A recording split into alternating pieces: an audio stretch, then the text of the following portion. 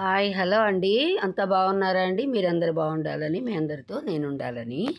ఈ కట్ చేసిన ఈ జాకెట్టు ఎన్నో టిప్స్ ఉన్నాయండి. ఒక్కోసారి మెయిన్ క్లాత్ తక్కువ కావచ్చు, ఒక్కోసారి లైనింగ్ తక్కువ కావచ్చు. లైనింగ్ తక్కువైతే ఎలా కట్ చేసుకోవాలో నేను చూపిస్తున్నాను ఈ వీడియోలో. చాలా టిప్స్ ఉన్నాయి, స్కిప్ చేయకుండా చూడండి. వీడియో ఆన్ చేయగానే ఒక లైక్ చేయండి. శారీలో నుంచి వచ్చిన ఈ మెయిన్ క్లాత్ సరిపడా ఉంది, కానీ లైనింగు చాలా క్రాసులు ఉన్నాయి. దానిలో వాష్ చేయటం అన్ని విధాల లైనింగు సరిపోయేలాగా లేదు. దాన్ని నేను ఇలా కటింగ్ చేస్తున్నాను, మీరు బాగా అబ్జర్వ్ చేయండి. ముందుగా మనం ఆది జాకెట్ తోటి టేప్ కొలతలతోటి ఎలా కటింగ్ చేస్తున్నానో వీడియో పెడుతున్నాను నేను మీకు. ముందుగా మనం విమ్ము కొలత చూసుకోవాలి. విమ్ము కొలత అంటే మనం బ్యాక్ పార్ట్లోనే చూసుకోవాలండి. కరెక్ట్గా ఆ చంక దగ్గర నుంచి, ఆ చంక కుట్టు దగ్గర నుంచి ఈ చంక కుట్టు వరకు మనం కొలుచుకోవాలి. దాన్ని బాగా సర్ది పెట్టుకోవాలి. ఐరన్ చేసిన జాకెట్ అయితే ఇంకా బాగుంటుంది. ఇది ఐరన్ జాకెట్టేను. 23 వచ్చింది విమ్ము కొలత. మనం దాని ప్రకారంగానే మనం కటింగ్ చేసుకుందాం. ముందుగా వేస్ట్ కోసం ఒక లైన్ డ్రా చేసుకుందాం. తర్వాత ఒక హాఫ్ ఇంచి మనం ఖర్చుల కోసం డ్రా చేసుకోవాలి. అలా వేస్ట్ కొలతని కట్ చేసి తీసేసుకొని తర్వాత బ్యాక్ పార్ట్ హైట్ కొలుచుకోవాలి. షోల్డర్ దగ్గర నుంచి కింద వరకు కూడాను చక్కగా లాగి పట్టుకొని కొలుచుకోవాలి. 15 ఉంది. 15 పెట్టుకుని మనం ఖర్చులకు కూడాను పెట్టుకోవాలి. అసలు కొలత ఖర్చులు అలా ఒక అరపాయింట్ ఖర్చులకు కూడా పెట్టుకుని 2 లైన్లు డ్రా చేసుకోండి. లైనింగ్ క్లాత్ పరుచుకునేటప్పుడే ఫోల్డింగ్ మన వైపు, అంచులు ఎదరవైపు వచ్చేలాగా పరుచుకోండి, మీకు నీట్గా సరిపోతుంది. మళ్ళీ ఇంకొకసారి కొలిచి చూపిస్తున్నాను చూడండి. 23 వచ్చింది. 23లో సగం 11.5. అలా 2 భాగాలు చేసుకొని మనం 11.5 పెట్టుకుందాము. కింద కూడా టేప్తో కొలుచుకుని అదే కొలతతోటి మీరు పైనుంచి కిందకి ఒక లైను డ్రా చేసుకోండి.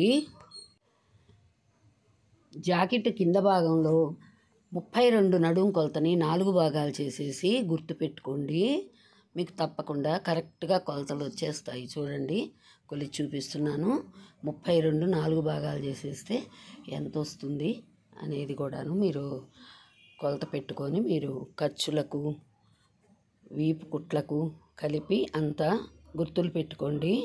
అదిగోనండి, 4వ భాగం ఎంత వచ్చిందో చూపిస్తున్నాను నేను. 32లో 4వ భాగం 8 వచ్చింది. 4 8 32 కదా. ఆ రకంగా మనం 4వ భాగాన్ని 8 పెట్టుకోవాలి. కింద జాకెట్టు వీపు భాగంలో అలా పెట్టుకోవాలి. తర్వాత కుట్ల కోసం, వీపు కుట్ల కోసం ఒక పాయింట్ పెట్టుకోవాలి. తర్వాత ఖర్చుల కోసం ఒక 2 పాయింట్లు పెట్టుకోవాలి. ఇలా మీరు బాక్స్ లాగా తయారు చేసుకుంటే మీకు అన్ని కొలతలు పర్ఫెక్ట్గా వచ్చేస్తాయి. కొందరికి నడుము దగ్గర చాలా సన్నంగా ఉంటారు, చెస్ట్ కొలతలు కూడా నార్మల్గానే ఉంటాయి. కొందరికి నడుం పార్ట్ ఎక్కువగా ఉంటుంది, చెస్ట్ దగ్గర తక్కువగా ఉంటుంది. కొందరికి నడుం కొలత ఎక్కువగా ఉంటుంది, చెస్ట్ పార్ట్ కూడాను ఎక్కువగా ఉంటుంది. అందువల్ల మీరు ఆది జాకెట్ లేకుండా ఉత్త టేప్ కొలతలతోటి కట్ చేసి కుట్టడం అనేది మీరు చేయలేరు, కొత్తగా నేర్చుకునేవాళ్ళు, ట్రైనీలు. అందువల్ల ఏంటంటే మీరు తప్పనిసరిగా అన్ని కొలతలు బాగా తీసుకోవాలి. ఇప్పుడు మనం షోల్డర్ ఎంత ఉందనేది కొలుచుకుందాము. ఆ కుట్టు దగ్గర నుంచి షోల్డర్ మీద, ఆ కుట్టు దగ్గర నుంచి ఈ కుట్టు దగ్గరికి ఎంత ఉందనేది కొలుచుకొని దానిలో సగం ఫోల్డ్ చేసుకుంటే మీకు 6.5 వచ్చింది. అలా మనం గుర్తులు పెట్టుకోవాలి. మన జాకెట్ ఎంత ఉందో చూసుకొని కొలతలు పెట్టుకొని గుర్తులు పెట్టుకోవాలి. అంతా ఆది జాకెట్ని దగ్గర పెట్టుకుని మనం అలా కొలతలు తీసుకోవచ్చు. కింద నెక్కు మనకి పట్టేసినట్టు ఉండకుండా ఉండడం కోసం ఒక్క అరపాయింట్ ఎగస్ట్రాగా గీసి పైన షోల్డర్ దగ్గర నెక్కుకి 3 పెడితే కింద ఒక అరపాయింట్ పెంచుకోవాలి. షోల్డర్ కొలత ప్రకారమే చంక దింపు కూడా 6.5 అలా బాక్స్ లాగా గీసుకొని మనం ఒక 1.5 లెక్కన మనం ఆ కోణంలో అలా గీసుకొని కలిపేసుకుంటే కరెక్ట్గా వచ్చేస్తుంది మనకి. చూడండి చంక ఎంత కరెక్ట్గా వచ్చిందో. 2 పాయింట్లు ఖర్చులకు కూడా మిగిలింది మనకి. నేను చెప్పిన విధానంతో కొలతలు తీసుకుంటే మీకు జాకెట్లు పర్ఫెక్ట్గా కుదురుతాయండి. ఎలాంటి ఇబ్బంది పెట్టవు జాకెట్లు. కొంతమంది టేప్ కొలత కావాలన్నారు, అందుకనే టేప్ కొలత పెడుతున్నాను నేను. ఆది జాకెట్ తోటి ముద్దు కొలతల్లాగాను నేను చాలా వీడియోస్ పెట్టానండి. ఇది పర్ఫెక్ట్గా కొలతలతోటి మనం టేప్ కొలతలతోటి చూపిస్తున్నాను చూడండి. ఇది లైనింగ్ ముక్క చాలా క్రాసులు పోయింది, అది రావడంలోనే అలా వచ్చింది. కటింగ్ చేసి షాప్ వాళ్ళు అలా ఇవ్వడం వల్ల అది వాష్ చేయడం దానివల్ల కూడాను చాలా తేడా వచ్చింది. మనకిప్పుడు చంక 8.5 రావాలి కదా, చాలా పెద్ద అతుకులు పడేలా ఉన్నాయి. అందువల్ల అది కుదరదని చెప్పేసి నేను ఇలా ఫోల్డ్ చేస్తున్నాను. ఇలా ఫోల్డ్ చేసినా కానీ ఫ్రంట్ భాగం అతుకులు వస్తాయి. ఆ అతుకులు నేను ఎలా వేశానో, ఏ విధానంతో వేశానో మీరు తప్పకుండా గమనించండి. మీకు చాలా యూజ్ అవుతుంది నేను చెప్పిన అతుకులు ఎలా వేశాననేది. 8.5 ఖర్చుల కోసం వేరే ఒక 2 పాయింట్లు పెట్టుకోవాల్సి వస్తుంది. ముంజేతి కొలత 6.5 వచ్చింది. 2 పాయింట్లు మనకి ఖర్చులకు ఉంది. మనం చేయాల్సింది ఏంటంటే ఈ హ్యాండ్స్ పొడవు కూడాను 8.5 ఉంది. అటు ఇటు ఒక 1/4 ఇంచి ఖర్చుల కోసం అటు పెట్టుకోవాలి. మనం చంక కింది వచ్చేసి 3.5 పైకి పెట్టుకోవాలి, హైట్ అలా పెట్టుకోవాలి. ఆ చంక కింది భాగం కొలుచుకోవడానికి 3.5 పెట్టాను నేను. అంటే ఇది 8.5 ఉంది కాబట్టి 3.5 సరిపోతుంది. 9, 10 అట్లా అయితే 4 కావాలి.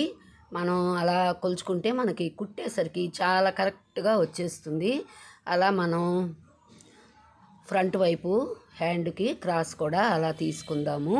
హ్యాండ్స్కి ఫ్రంట్ వైపు కూడాను మనం క్రాస్ తీసుకుందాము. అలా తీసుకుంటే మనకి లైనింగ్ కదా కట్ చేసుకోవాలి. అలా ఓపెన్ చేసేసుకొని మనం క్రాస్ తీసుకుందాము. ఫ్రంట్ పార్ట్ తీయడానికి లైనింగు సరిగ్గా సరిపోలేదు. దాన్ని నేను ఎలా మిషన్ కుట్టు వేసేసి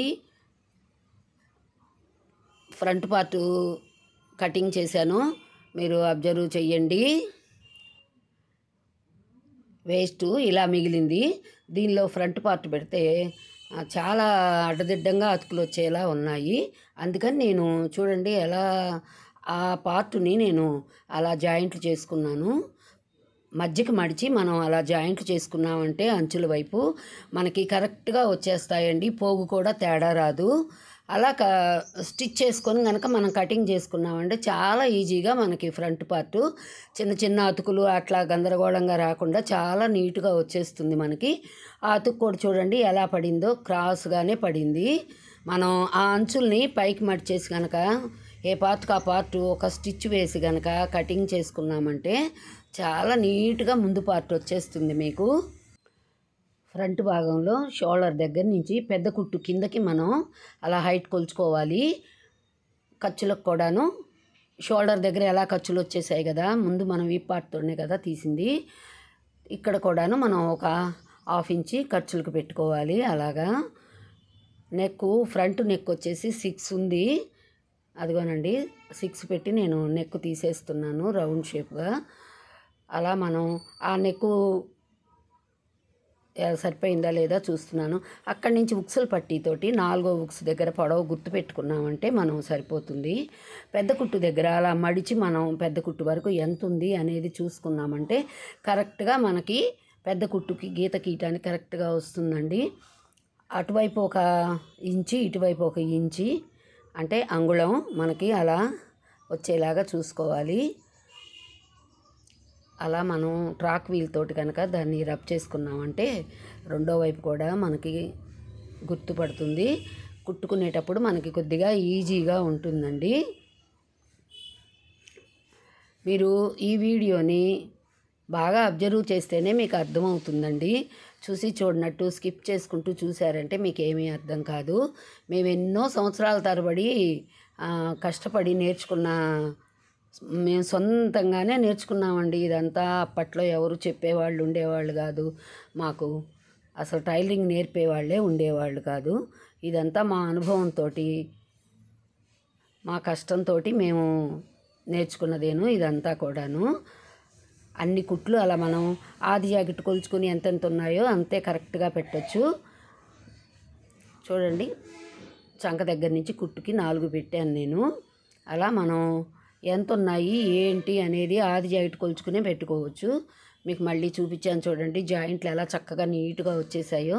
గందరగోళం అనేది లేకుండా మనం కుట్టుకునేటప్పుడు తొందరగా అయిపోతుంది. అలా అయితే మనకి షేపు పట్టి తీసుకుందాము. దానికి కూడా తగ్గింది. ఎక్కడ వస్తే అక్కడ మనం స్ట్రైట్ పీస్ తీసుకుంటే మనకి షేప్ పట్టి నీట్గా ఉంటుంది. లేకపోతే మనకి వాడే కొద్దీ మెలికలు తిరిగిపోతూ ఉంటుంది అది. అలా కాకుండా ఇలా మనం స్ట్రైట్ పీసు అంచు ముక్కలు ఉన్న వైపు కానీ స్ట్రైట్ పీస్ కానీ తీసుకోవాలి. దాన్ని పొడవు వెడల్పులు ఆది జాకెట్తోనే కొలుచుకోండి, మీకు ఈజీగా అర్థమవుతుంది. లెంత్ పెరిగితే వీడియోలు సరిగ్గా చూడడం లేదండి. అందువల్ల మేము కొంచెం కష్టపడైనా కానీ ఇలా తక్కువతోటి లెంత్ తక్కువతోటి పెడుతున్నాము వీడియోలు. అలా రెండో బిట్ కూడా మనకి స్ట్రైట్ పీసే వచ్చింది. అలా ఎక్కడ వస్తే అక్కడ మనం అలా కట్ చేసుకొని తీసుకోవచ్చు. చక్కగా సరిపోయిందండి. చాలదనుకున్నాము లైనింగ్ క్లాత్. నేను ఫ్రంట్ భాగాలు అలా స్టిచ్ చేసి కట్ చేయటం వల్ల నీట్గా వచ్చేసింది. పై పార్టు శారీలో క్లాత్ అయినా కానీ బాగా వచ్చిందండి సరిపోయేలాగా. అదిగో చూడండి, మీకు hands, back part, front part క్రాసుగా మనం ఎలా పెట్టుకోవాలి అనేది అది కూడా చూపిస్తున్నాను చూడండి. అలా పరుచుకొని కట్ చేసుకున్నామంటే ఈజీగా అయిపోతుందండి కటింగు. ఎక్కడ మనకు వస్తుందా ఏంటా చూసుకోవాలి 1కి 2 సార్లు. ఇలా వేయడం వల్ల కొంచెం తేడా వచ్చింది, దాన్ని మనం సర్ది పెట్టుకుంటే సరిపోతుంది. క్రాస్ కరెక్ట్గా వచ్చేలాగా పెట్టానండి. మీకు జాకెట్లో ఉన్న లైన్లు చూస్తేనే మీకు అర్థమవుతుంది క్రాస్ కరెక్ట్గా పెట్టానా లేదా అనేది. అలా మనం కట్ చేసి తీసేసుకోవచ్చు ఈజీగాను. ఇంట్లో మన ఖాళీ సమయాన్ని మనం ఇలా సద్వినియోగం చేసుకోవచ్చండి. వీడియోల్ని, ఇలాంటి కటింగ్ వీడియోల్ని మీరు స్కిప్ చేయకుండా చూస్తేనే మీకు అర్థమైపోతుంది. ఇది 32 ఇంచుల జాకెట్ అండి. ఫస్ట్లో చెప్పలేదు మీకు నేను, కటింగ్లో చెప్పానేమో 32 ఇంచుల జాకెట్ ఇది. అయినా కానీ మెయిన్ పార్ట్ బాగా సరిపోయింది. లైనింగ్ క్లాత్ మాత్రం అది క్రాసులు అవి ఎక్కువగా వచ్చాయి. దాన్ని వాష్ చేసి సర్జ్ చేసినా ఐరన్ చేసినా కానీ అది సరిపోలేదు. అందువల్ల చూడండి, ఫ్రంట్ పార్ట్ అలా ఈజీగా తీసేసుకోవచ్చు మనం మెయిన్ క్లాత్ తోటి. చక్కగా సరిపోయింది మెయిన్ క్లాత్. శారీలో క్లాత్ ముందుగానే మీకు డ్రాయింగ్ అది వేసి పెట్టొచ్చు. కానీ నేను లైనింగ్ క్లాత్ని ఎలా సర్ది కుట్టాను, దాన్ని ఎలా తీసాను అనేది చెప్పడం కోసం మీకు అలా పెట్టాను వీడియో. ఈ బ్యాక్ పార్ట్కి కుట్ల కోసం ఒక 4.5 పెట్టాను పొడవు. అటు 1/2 ఇంచి ఇటు 1/2 ఇంచి మనం అలా పెట్టుకుంటే కుట్ల కోసం సరిపోతుంది. దాన్ని కూడా అలా ట్రాక్ వీల్ తోటి కనుక రబ్ చేసుకున్నామంటే ఈ పరికరం ఎంతో రేట్ ఉండదండి, చాలా చీపేను. మీరు ఇలాంటివన్నా చిన్న చిన్నవి తెచ్చి పెట్టుకోండి, మీకు అనువుగా ఉంటుంది నేర్చుకునేటప్పుడు. చూడండి ఎంత బాగా వచ్చిందో బ్లౌజ్ పీసు. ఆ షేప్ పట్టీలకు కూడాను మెయిన్ క్లాత్ మనం తర్వాత దౌలాడి తీసుకోవచ్చు. వాటిట్లో ఎక్కడ వస్తే అక్కడ తీసుకోవచ్చు. ఒక్క లైక్ చేయండిర్రా, నాకు కూడా ఉత్సాహంగా మీకు వీడియోలు పెట్టడానికి, ఆనందంగా పెట్టడానికి ఉంటుంది. Thank you for watching.